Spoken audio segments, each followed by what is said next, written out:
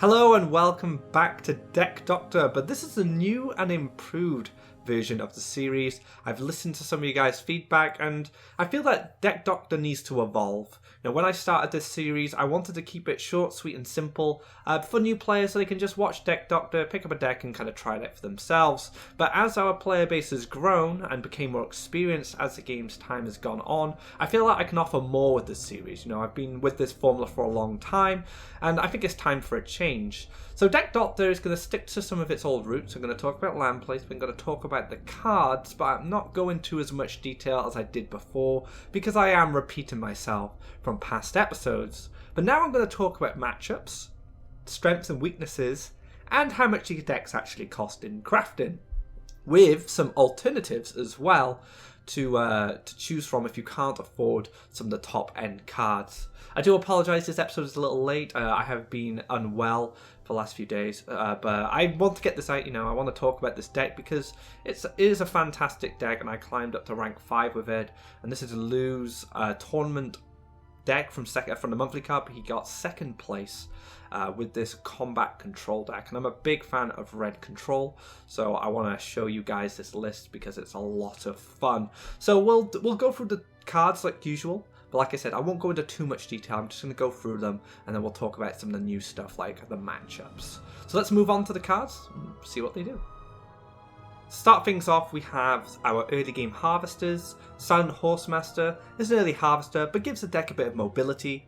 This card extends your reach on board and takes care of threats at range, so he allows you to hit one of your bigger creatures with the charge freak and zip up the board and clear a harvester or something you consider a threat. Axe Grinder, again another great early harvester. You can play it on turn 1 much like Silent Horsemaster, but also provides some pressure in the late game. How you're going to win with this deck is by building an aggressive mountain in the late game and playing Axe Grinders down and just chipping away at them slowly with these 5/4s after they get their power up. So let's talk about some of the bigger creatures in this deck. Cypher is one of the best legendaries in the game and has amazing stats for a 5 cost. His ability is really good as well because if it's not respected, he can grow out of control. And with stuff like Silent Horsemaster, you're able to zip up the board very easily and take care of one of your opponent's creatures when they least expect it. Groundshaker is a staple red card. You'll see him in pretty much all red decks. It's a great gift ability which allows you to combo more removal off and clear creatures that are just out of reach of your event cards. But he's also a 5/6 like Cypher, and that's a great stat line for creating board stability because they're quite hard to deal with. This is what I like to call the combat package. Underground, Brigand and Boss share the same combat ability. They gain 2 Faeria when they initiate combat, but they have different stat lines and different costs. Now both of these creatures are fantastic because when you are in combat, attacking or defending, you're going to gain additional resources to use to play more cards. But both creatures become pretty powerful with Gift of Steel, which is our next card. And the Brigand extends to a 5/6, which we talked about earlier, being a very good stat line. But the Boss becomes a 6/8, so that's a very bulky creature and is going to be very hard to remove. Gift of Steel is also very good at extending the power of some of your other creatures, even if they don't have the combat ability. Say you need to clear something and you need just a bit more attack to make that clear. Gift of Steel could be a good option in that situation, and it can also be used to push damage, so it's a very versatile card. But if you do manage to drop it on, say, a Brigand or a Boss, it's much better because you're going to gain that additional life. Cypher's Wrath and Flameburst are your event-based removal and great for removing creatures, but you can combine them together with other removals to take care of stuff with higher health. Flameburst is also good as a finisher card because it can hit anything really, so you can hit creatures, you can hit your opponent's orb with it, but you also can target structures, so it's a great way with dealing with them as well. Bomb Slinger is a fantastic card, I'm a big fan of it. It's a 4/1 that does 4 damage to an adjacent creature, so it has the potential to do 8 damage if it isn't removed. So this is good for dealing with Wave Crash Colossus, especially if the blue deck isn't running Falcon Dive.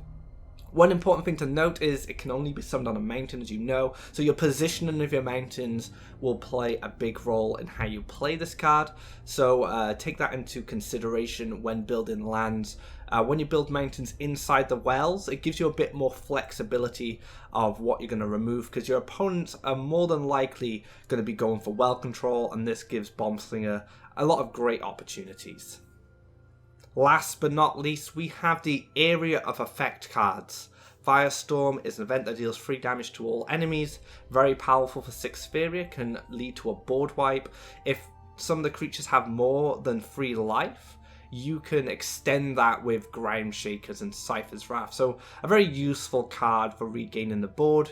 Guerradan does exactly the same thing, but costs 4 Faeria more, and you get a 6/6 flying charge 2 creature as well. So this can set up a great harvester, or just give you that creature you need to get back in the game after you do your big board wipe. For your mulligan, you are going to be looking for an early harvester. Sun Horsemaster and Axe Grinder are great for this because you can play them on turn 1, and on your second turn they will harvest Faeria for you and start gaining you additional resources. Failing that, Underground Boss is not too bad. You can play him on turn 2, but he's quite bulky, so he'll survive a lot of red's removal, and it will demand some hard removal from, say, yellow like Choking Sands or Last Nightmare to deal with him. So that is your goal with your opening hand. You want to find a harvester, and then maybe you can pick something else to go with it. Once you find that early harvester, you can choose another card to go with it. Underground Brigand is very much like Underground Boss, but it's a little weaker to removal. You know, Flame Burst kills it outright. 2 Soul Drains will take care of it as well. Boss is just a bit more sturdy and will stick to the board. But, you know, it's not a bad card, especially when you combine it with something like Gift of Steel, which will extend its stat line and make it much harder to remove. Ground Shake is also pretty good because once you get to about turn 3, you're going to want to put some meat on the board. And a 5/6 is going to be great, especially if you combined its gift effect with a bit of removal you pick up like Cypher's Wrath to take care of one of your opponent's early harvesters. So now for something different, we're going to talk about how much this deck costs to build. It's going to cost 1,600 Memoria. There's 12 commons, 9 rares, 9 epics, and 2 legendaries. Now I've cooked up some replacements you can make if you're on a budget and you want to keep this cheaper, but I will say now that Ground Shakers are not replaceable. They are staples in red decks, and you will miss them.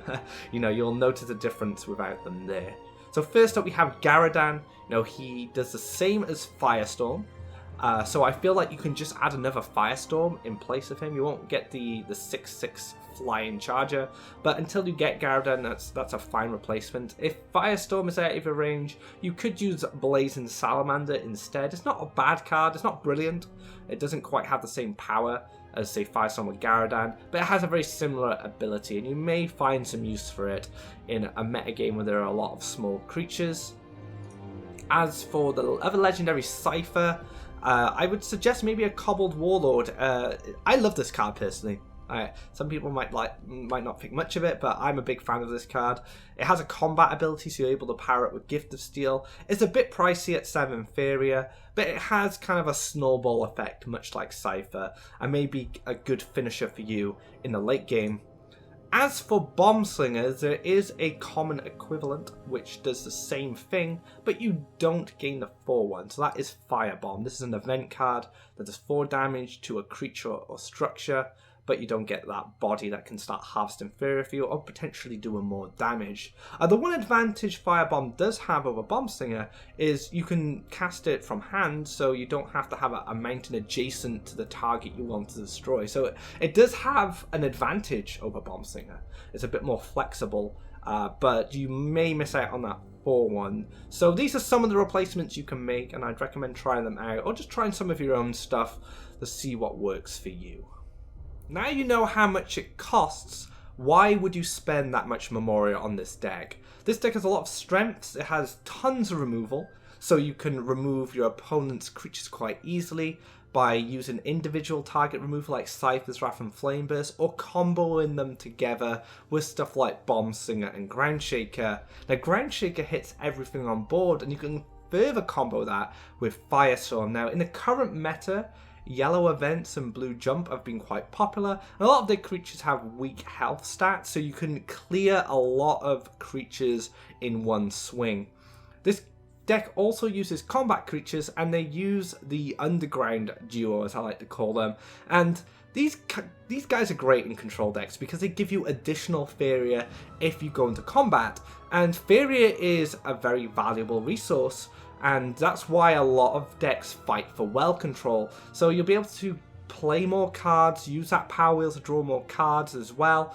You know, the combat creatures in this deck are very powerful. And that moves on to Gift of Steel. Gift of Steel further extends the reach of these powerful creatures, maybe getting multiple hits in with them, gaining more Faeria to play more cards. So this deck does have a lot going for it, but it does have some weaknesses. Now, green being a massive weakness for this deck, you can just power up your creatures as high as you want, really, and the red player's not going to have much be able to do with it, because, you know, your damage can only go so far. You know, flame bursts and firestorms are great and all, but when you have a 5/10 Thorian Golem, it's going to cost you a lot to clear it. So power-ups are going to be a problem as well. When you start combining Elderwood Embrace with these green creatures, they do get a little bit out of reach of red control, and they can really bully red control out of the game. So if you're playing against a lot of yellow events, a lot of blue jump, this is probably the perfect deck for you.